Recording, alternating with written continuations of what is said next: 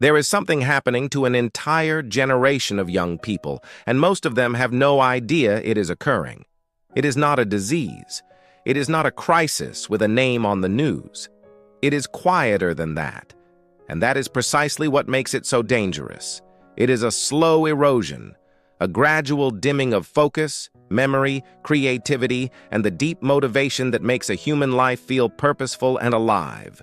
And it is being caused by habits so ordinary, so daily, so completely normalized that most people never stop to question them for even a single moment. Scientists and neurologists have been raising alarms for years. The data is piling up from research institutions, brain imaging labs, and large-scale studies involving tens of thousands of participants. The patterns are undeniable. The mechanisms are increasingly well understood. The findings keep arriving with the same conclusion. And yet every morning, billions of people wake up and do the same things, the same habits, inflicting the same damage, without ever once realizing what they are slowly and quietly losing. This is what those habits are actually doing to the brain. The first habit is one that almost every young person on Earth practices for hours every single day, and it has become so deeply embedded in daily life that questioning it feels almost radical. You open your phone, you start scrolling, and within seconds, something is already happening inside your brain that you never consciously decided to trigger. Short-form video content, the kind built and engineered by platforms like TikTok, Instagram Reels, and YouTube Shorts, is not simply entertainment. It is a precisely calibrated stimulus delivery system. Researchers and pediatric doctors have described these platforms as dopamine machines, and that description is more scientifically accurate than it might initially sound. Every time you swipe to a new video, your brain releases a small burst of dopamine, the chemical most associated with reward, motivation, and the reinforcement of behavior.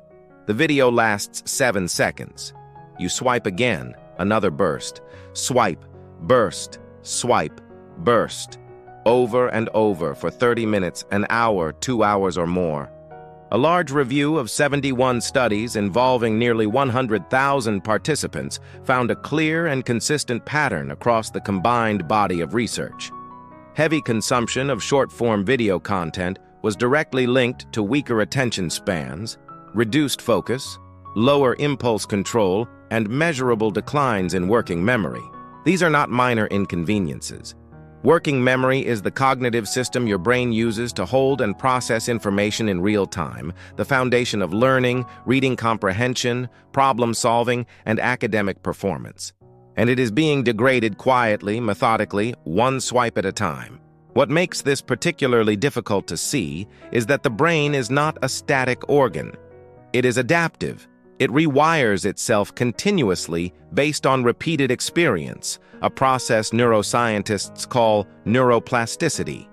When you spend hours every day training your brain to expect a new reward every 7 seconds, it begins to physically restructure itself around that expectation. Prefrontal executive function, the region responsible for self-control, sustained concentration, and the ability to delay gratification, shows measurable differences in heavy, short-form video users.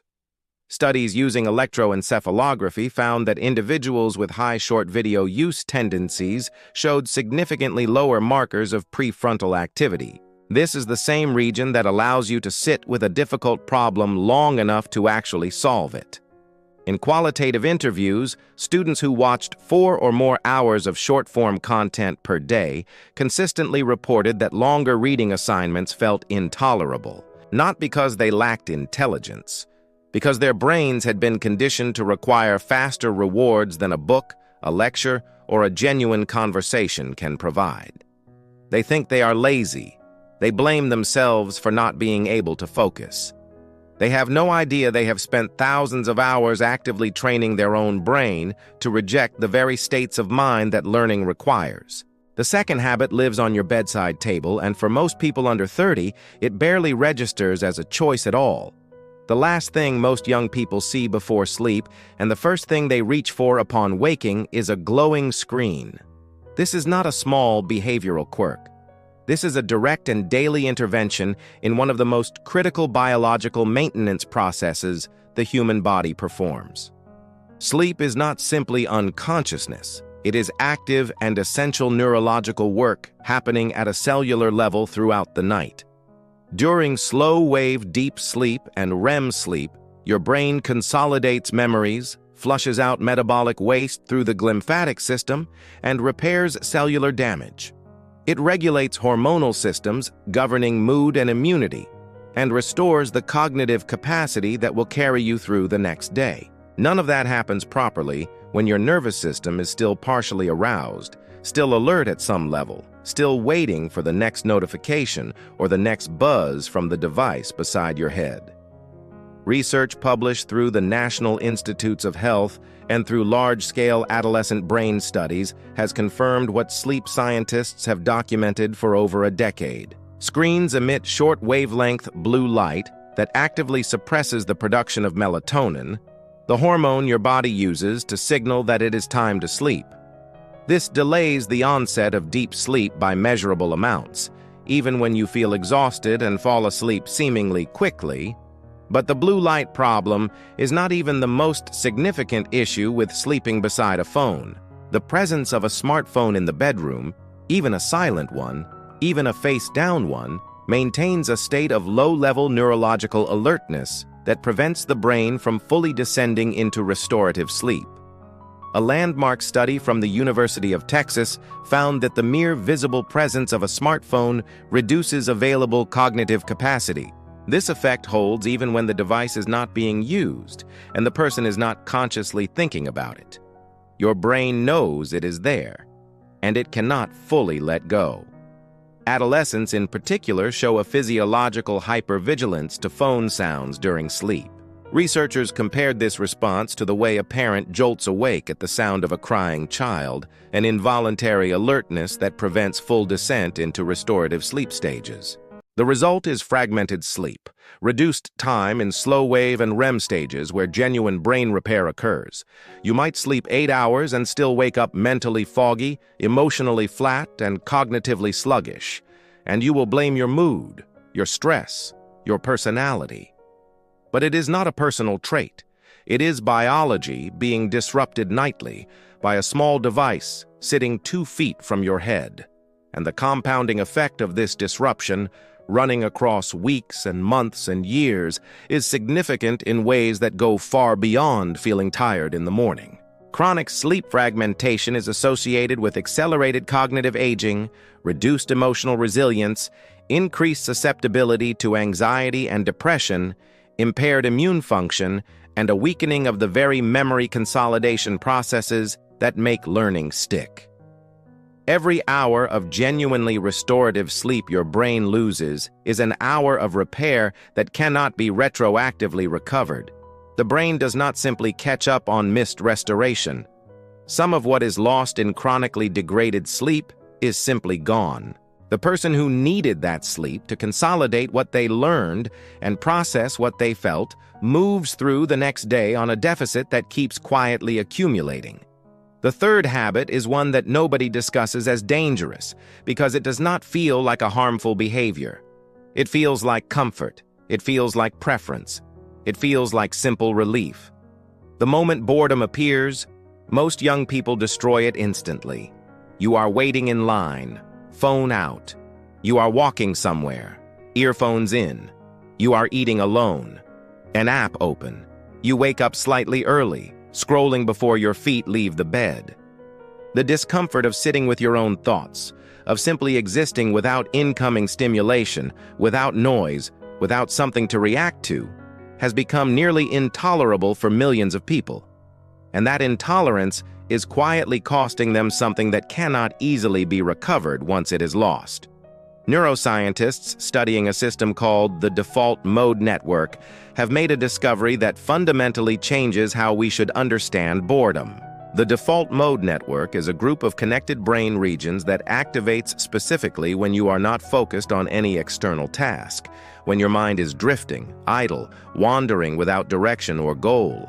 For years, researchers dismissed this network as background noise, the brain idling doing nothing particularly useful. they were wrong. The default mode network is where the brain performs some of its most valuable cognitive work. It integrates memories across time, simulates and rehearses future scenarios, forms spontaneous and original connections between unrelated ideas that focused, task-directed thinking actively blocks. Research has confirmed that people generate significantly more creative solutions to problems after periods of boring or repetitive activity compared to people who remain continuously stimulated and engaged. The researchers concluded that boredom, by disengaging focused attention and activating the default mode network, creates exactly the mental conditions that deep creativity and genuine reflection require. This is why your best ideas arrive in the shower, on a long drive with the radio off, during a walk with no destination. Your mind stopped processing external content and started doing its own more generative and original work. When you eliminate every moment of boredom with a screen, you are not simply avoiding mild discomfort. You are blocking the neurological state in which your brain thinks most deeply and most originally. You are doing it dozens of times each day, every day, without ever consciously choosing to. The fourth habit is widely celebrated as a professional virtue, a sign of capability, a marker of high performance. You have probably heard it praised. You may have listed it on a resume. The ability to multitask. The problem is that multitasking, in the way most people understand and celebrate it, is not a real cognitive process. Your brain cannot simultaneously and fully process two cognitively demanding tasks at the same time. What feels like multitasking is your brain rapidly switching its attention back and forth between tasks, sometimes many times each minute, and every single one of those switches carries a measurable neurological cost. When your attention moves from one task to another, your brain must disengage from the current cognitive context and reorient to the new one. It must also rebuild the mental model it needs to function effectively in that different environment. Researchers have documented what they call attention residue, meaning part of your cognitive capacity remains stuck on the previous task for several minutes after you have switched away from it. This means that when you are jumping between messages, videos, work, and social feeds, you are not splitting your attention evenly across all of them. You are operating with degraded, compromised attention on every single one of them simultaneously. Studies comparing sustained, uninterrupted focus to constant task switching show dramatically different outcomes in work quality, information retention, and mental fatigue at the end of a session. Heavy multitaskers do not just produce worse results. They experience greater exhaustion even when they have accomplished objectively less. And modern digital environments have been specifically and deliberately designed to make staying in one place feel nearly impossible. The average person today switches between tasks or screens every 45 seconds during active work periods, not from lack of discipline. Because every app, every platform, every interface has been engineered with a single purpose: to interrupt whatever you were doing and pull your attention somewhere else. The result is that most people today never experience what researchers call a flow state. This is the condition of deep, uninterrupted engagement in which human beings do their most meaningful, high-quality work and report the greatest sense of satisfaction and purpose. Flow requires a sustained period without interruption. Modern digital life is structured to make that window essentially impossible to find without deliberate, active resistance to the environment you live in every single day. The fifth habit operates entirely inside your own head, and it is the one that may be the most difficult to examine honestly. It never appears in any usage report. No one can see it from the outside. It generates no data that platforms can track. But it runs constantly, automatically, and for most people almost entirely below the level of conscious awareness. And it is shaping your brain in ways that affect everything else. The voice inside your head that tells you that you are not smart enough, not disciplined enough, not capable of the thing you are trying to do. That voice is not simply a passing mood. It is a pattern. and patterns repeated with sufficient frequency become neurological architecture. Neuroplasticity does not only respond to external inputs like screens, notifications, and dopamine cycles. It responds to the internal patterns your brain rehearses most often. When you repeat a thought consistently, the neural pathway supporting that thought becomes faster, more automatic, more immediately available as a default response. Your brain optimizes for what it does most frequently. This is not a flaw in the system. It is the fundamental principle that makes learning possible at all. But when the pattern being optimized is one built on threat, failure, inadequacy, and self-condemnation, the consequences become serious over time. Your amygdala, the brain's threat detection system, becomes chronically more reactive. Your prefrontal cortex, responsible for calm, rational thinking and measured decision-making, becomes less dominant in guiding your responses. You shift from a brain oriented toward growth, curiosity, and engagement into one that is perpetually braced for failure, judgment, and inadequacy. Research in cognitive behavioral neuroscience has found measurable effects of chronic negative self-talk on stress hormone regulation, cognitive performance under pressure, persistence in the face of difficulty, and long-term psychological health outcomes. People who engage habitually in negative self-talk are not being realistic or honest with themselves. They are actively training their brain to underperform precisely when performance matters most. The same neuroplasticity that makes negative self-talk damaging also makes a different relationship with your inner voice possible. But it does not happen automatically. It requires deliberate and patient effort. And most people never observe the voice in their head clearly enough or long enough to question what it has been quietly teaching their brain to believe about itself. The sixth habit has been attributed to sedentary jobs, to the structure of modern education, to the culture of productivity through sitting. And all of those explanations contain genuine truth. But the neurological consequences of physical inactivity among young people today go well beyond cultural explanation. The human brain did not evolve in a chair. For the vast majority of human history, cognitive performance and physical movement were biologically inseparable. The brain developed inside a body that was almost continuously active, walking, running, climbing, building, carrying. Movement was not a separate category called exercise. Movement was life itself, embedded in every waking hour. The neurological systems governing mood, memory, attention, creativity, and stress regulation all evolved with the biological assumption that the body would be regularly in motion. This is why exercise does not merely improve your cardiovascular health. It fundamentally and measurably changes the chemical environment inside your brain. Physical activity increases the production of a protein called brain-derived neurotrophic factor, which researchers have described as fertilizer for the brain. BDNF promotes the growth and survival of neurons and strengthens synaptic connections. It supports the growth of new brain cells in the hippocampus, the region most critical to learning and long-term memory formation. And it has been directly and repeatedly linked to improvements in attention, working memory, and executive function. Exercise also triggers the release of dopamine, serotonin, and norepinephrine, the same neurotransmitters that antidepressant medications attempt to modulate pharmacologically. And the benefits are not reserved for people with structured training programs. A single 20-minute walk produces measurable improvements in attention, mood, and cognitive flexibility in the hours that follow. The inverse is equally well documented.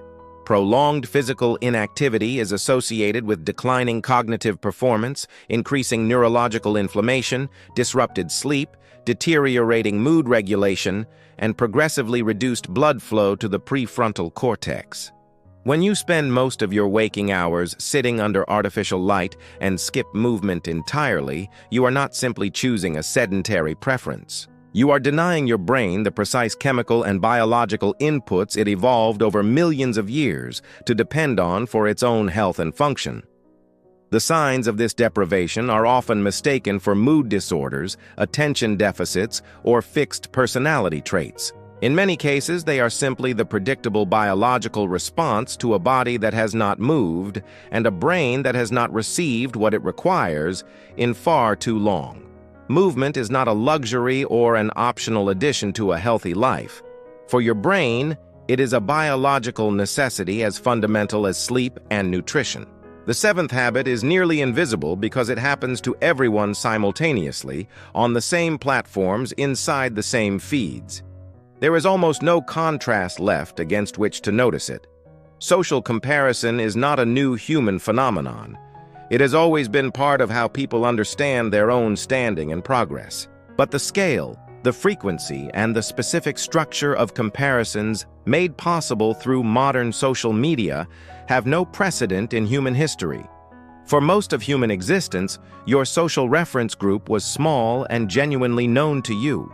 You compared yourself to people whose full lives were visible, whose struggles were real and present, whose failures were as apparent as their successes. Social media inverted this entirely. Now you compare your complete inner experience, your private doubts, your worst days, your slowest progress, to the meticulously curated external performances of thousands of people you have never met. Each of them showing you the best available version of their life, filtered, timed, and optimized for the maximum possible impression. Peer-reviewed studies and large-scale meta-analyses have consistently found that exposure to upward social comparisons on social media directly mediates declines in self-esteem and meaningful increases in depressive symptoms across age groups and demographics. The mechanism is not complicated, but it is relentless and cumulative. When your brain is repeatedly shown images of people who appear more successful, more connected, and more fulfilled than your current reality, it does not automatically correct for what it is seeing. It does not recognize a performance. It processes the comparison as real. It updates your self-assessment accordingly, and it does so without your permission, and largely without your awareness. Over time, this installs a baseline of chronic dissatisfaction.